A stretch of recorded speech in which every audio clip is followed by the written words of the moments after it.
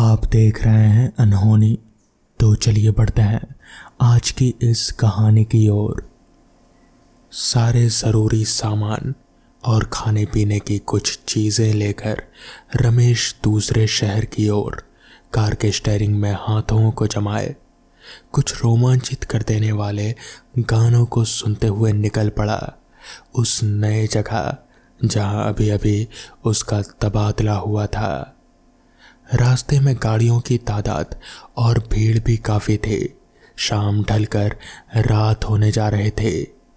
रातों में अकेले तो सफ़र काटने वाला नहीं, इसलिए गुनगुनाते और अपने दोस्तों से कॉल में कॉन्फ्रेंस से बातें करते हुए और आने की सूचना देते हुए हाईवे से होकर निकल रहा था।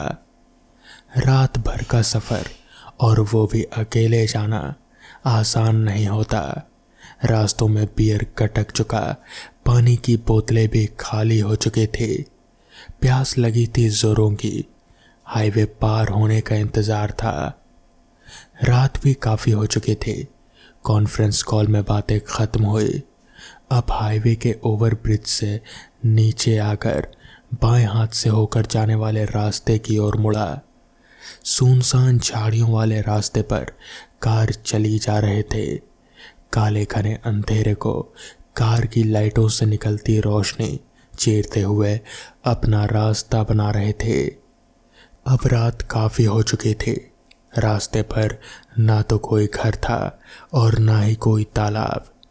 अरे यार, पानी भी ख़त्म हो गया, अब क्या करूं? कहता हुआ बियर के बोतल को छूने लगा, पर वो भी खाली सी महसूस लगी। 2 बजे का समय था और रास्ता भी अकेले काटना मुश्किल। साथ ही मोबाइल्स के सिग्नल ने भी साथ छोड़ दिया। जाना था शहर से 210 किलोमीटर। आधे रास्ते से ज़्यादा रास्ता तो निकल चुका था, पर भूखे प्यासे शरीर कब तक साथ दे, ये सब सोचता हुआ आगे बढ़ ही रहा था कि तभी बहुत देर के बाद एक ढाबा दिखाई दिया। चलो, कुछ तो मिला, कहते हुए कार वहां जाकर रोका और निकलकर ढाबे के पास रखे चौपाई पर जाकर बैठ गया। काफ़ी लंबा रास्ता अभी बचा है, करीब 50 किलोमीटर, पर थोड़ा आराम तो मिला। ये बातें सोचते हुए अपने चेहरे को रुमाल से पोंछ ही रहा था कि तभी महसूस हुआ कोई उसके हाथों को छू रहा है। तुरंत चेहरे से रुमाल हटाकर सामने देखता है। एक जवान लड़का करीब 20 साल का उससे पूछ रहा है, क्या चाहिए साहब? देखने में थोड़ा सा सांवला था, पर उसके वेशभूषा बहुत पुराने ज़माने के लग रहे थे, जैसे अब उन कपड़ों का ट्रेंड नहीं रहा हो। जा, एक गिलास पानी, बियर ठंडी की बोतल और साथ में तंदूरी कबाब लाना। सारी बातों को बिल्कुल उपेक्षा करते हुए रमेश ने खाने का आदेश दे दिया। आखिर भूख लगने पर कुछ भी सूझता कहाँ है किसी को। उस लड़के के जाने के बाद रमेश गौर से ढाबे को देखने लगा। अच्छा सुंदर सजा था। चारों तरफ लाइटों के अंदर जैसे आग सी रोशनी जलती दिखाई दे रहे थे। चारों तरफ नज़र घुमाने पर बिजली के सारे उपकरणों में भी ऐसा ही जैसे एक आग की चिंगारी सी महसूस हुई। सामने बैठा शख्स चेहरे पर टॉवल डालकर बैठा था। हाथों को चारपाई पर टिकाकर उसके दोनों पैर हिल रहे थे और टॉवल से ढका सर घूम रहा था।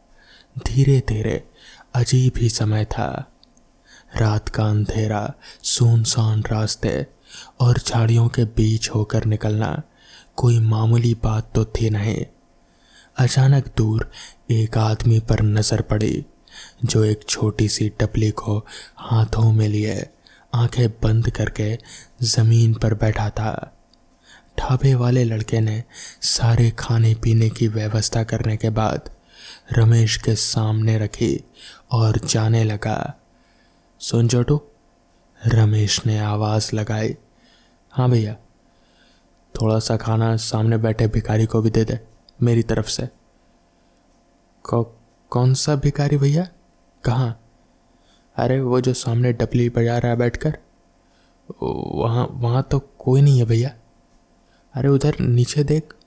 बोलते हुए रमेश ने सिर घुमाया और आंखें फटी की फटी रह गए। वहाँ कोई नहीं था, रास्ता खाली था। अच्छा छोड़, कहीं चला गया होगा। और कुछ लाऊं भैया? नहीं, अगर ज़रूरत हुई तो बोलता हूँ। जैसे ही जलपान लेने की तैयारी करके पहला निवाला लेने ही वाला था कि सामने बैठे व्यक्ति के पैर जले हुए और फूटते हुए फोड़े दिखने लगे, जो अब तक बिल्कुल ठीक थे। हाथों में काले लकीर दिख रहे थे और गड्ढे भी। कुछ भी समझ नहीं आ रहा था। भूख प्यास और अब डर परेशान करने लगा। छोटू, अरे छोटू, रमेश ने आवाज लगाई। क्या हुआ भैया? कहते हुए छोटू सामने आकर खड़ा हो गया। उसके सामने आते ही रमेश के हाथ पैर कांपने लगे, क्योंकि उसकी नजरें छोटू के पैरों पर थी, जो बिल्कुल उल्टे और चले हुए नजर आ रहे थे।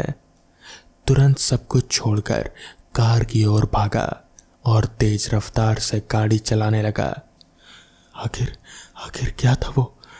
पता नहीं मैंने गाड़ी कहाँ रोक दी। कौन थे वो लोग? अनगिनत सवाल मन में चल रहे थे।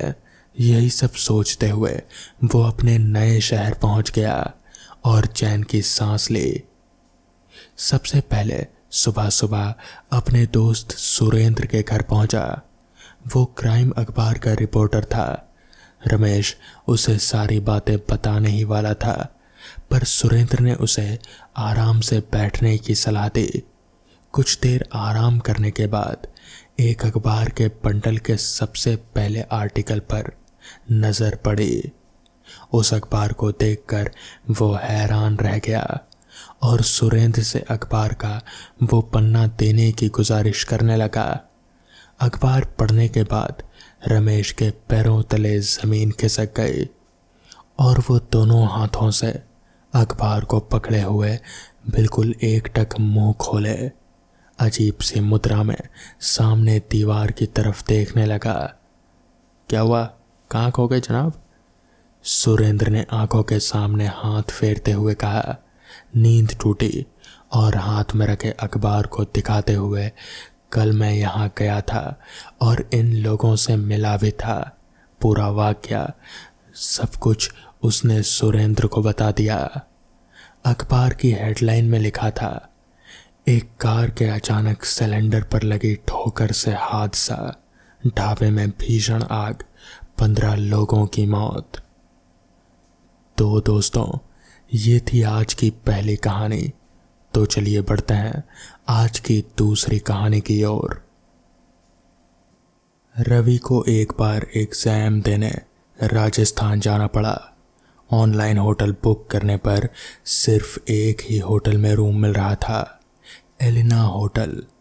विचित्र बात थी, उस होटल के कोई रिव्यू नहीं थे। समय की कमी को देखते हुए उसने होटल बुक कर दिया। ट्रेन रात के 11 बजे पहुंची। स्टेशन के बाहर खाना खाने के बाद उसने होटल के लिए रिक्शा या टैक्सी करनी चाहिए। कोई उस रोड पर जाने को तैयार नहीं था। एक रिक्शा वाला तैयार हुआ। देखो, मैं आपको उस होटल से कुछ पहले ही उतार दूंगा, उसके बाद आपको खुद ही जाना होगा। इतने पर बात बन गई।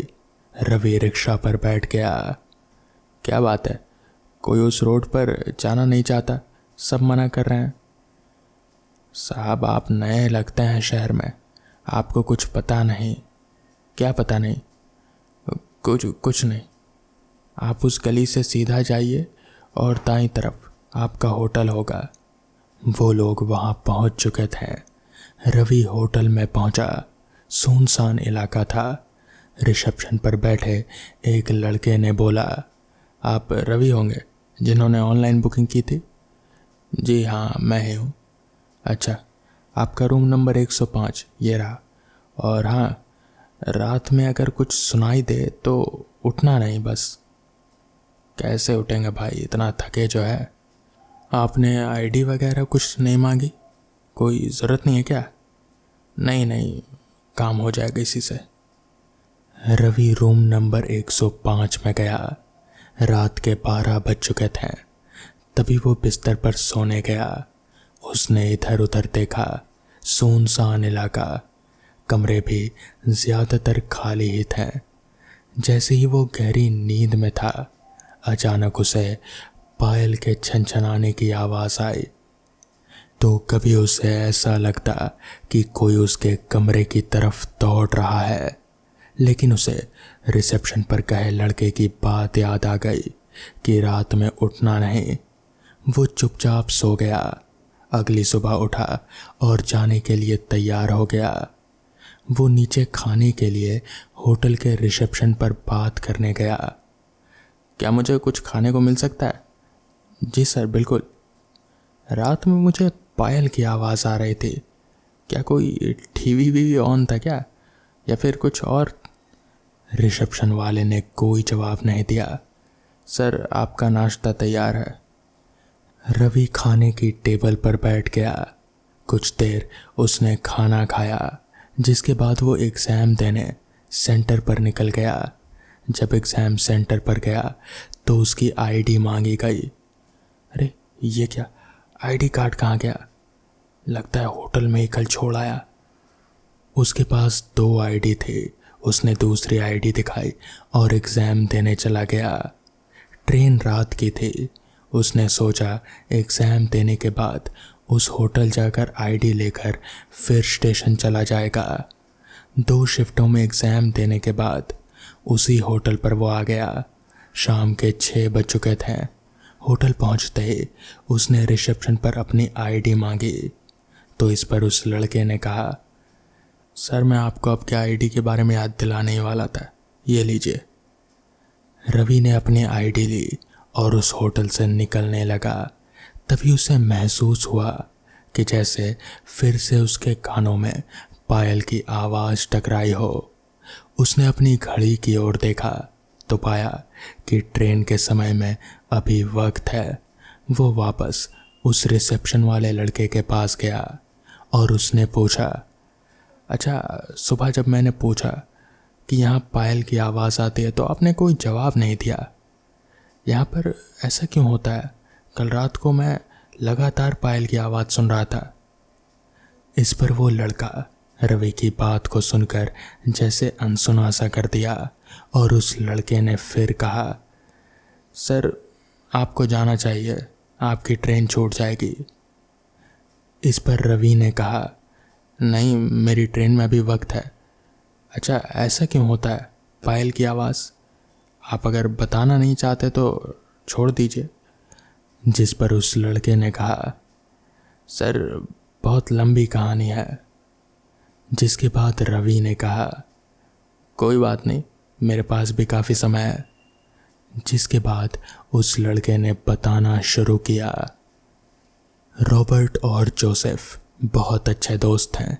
जोसेफ इस होटल का मालिक था। रॉबर्ट को भी वो यहीं पर काम पर रखता था, मतलब कि बिल्कुल एक पार्टनर जैसा। दरअसल इस होटल का असली मालिक जोसेफ ही था। उसकी इकलौती लड़की थी, उसका नाम एलिना था। जोसेफ और रॉबर्ट में घनिष्ठ दोस्ती थी। अपने काम और चतुराई से रॉबर्ट ने जोसेफ के दिल में अपने लिए एक खास जगह बना ली और उसका विश्वास पात्र बन गया। जोसेफ रॉबर्ट पर बेहद भरोसा करता था। कभी कभी तो जोसेफ विश्वास के कारण कंपनी के मुख्य काम रॉबर्ट को ही सौंप देता था। तब जोसेफ की लड़की इतनी बड़ी और सयानी नहीं हुई थी कि वो कंपनी का काम देख सके। इसलिए रॉबर्ट को जोसेफ ने अपने सह मैनेजर के रूप में यहाँ पर नियुक्त किया हुआ था। अचानक किसी घातक बीमारी के चलते जोसेफ रॉबर्ट को अपने घर बुलाकर अपनी पत्नी और बेटी के सामने उससे अपनी कंपनी की कुछ ज़रूरी बातें करता है। जोसेफ रॉबर्ट से कहता है, देखो जोसेफ, तुम मेरे सबसे अच्छे दोस्त हो और मेरे साथ मिलकर तुमने बहुत काम भी किया है, इसलिए तुम्हें मेरे काम का एक अच्छा तजुर्बा भी हो गया होगा। मैं अपनी बेटी एलिना को इस होटल का भार सौंप रहा हूँ। मैं जानता हूँ कि एलिना होटल के काम के बारे में इतना ज़्यादा नहीं जानती जितना कि तुम जानते हो। मैं चाहता हूँ कि तुम इस होटल को चलाने में मेरी बेटी की मदद करो। रॉबर्ट, अब से मेरी बेटी कंपनी के मालिक है और तुम्हें एलिना के साथ बिजनेस को आगे बढ़ाना है। रॉबर्ट जोसेफ का हाथ पकड़कर उससे कहता है, तुम चिंता मत करो जोसेफ, मैं हूं ना, मैं सब संभाल लूँगा। ये सुनकर जोसेफ के चेहरे पर एक मुस्कान आ जाती है। रॉबर्ट दोहरे चरित्र का आदमी था, लेकिन जोसेफ को फिर भी उसकी बातों पर ज़रा भी शक नहीं होता। जोसेफ अपनी बात रखकर निश्चिंत हो जाता है। जोसेफ की हालत ज़्यादा खराब होने की वजह से उनकी जगह उनकी बेटी एलिना होटल का भार संभालती है, जिसमें रॉबर्ट के उसके साथ भी शामिल था। कुछ महीनों तक कंपनी का कार्यभार संभालने के दौरान ही एलिना के पिताजी यानी कि जोसेफ गुजर गए। आखिर रॉबर्ट जैसा चाहता था वैसा ही हुआ।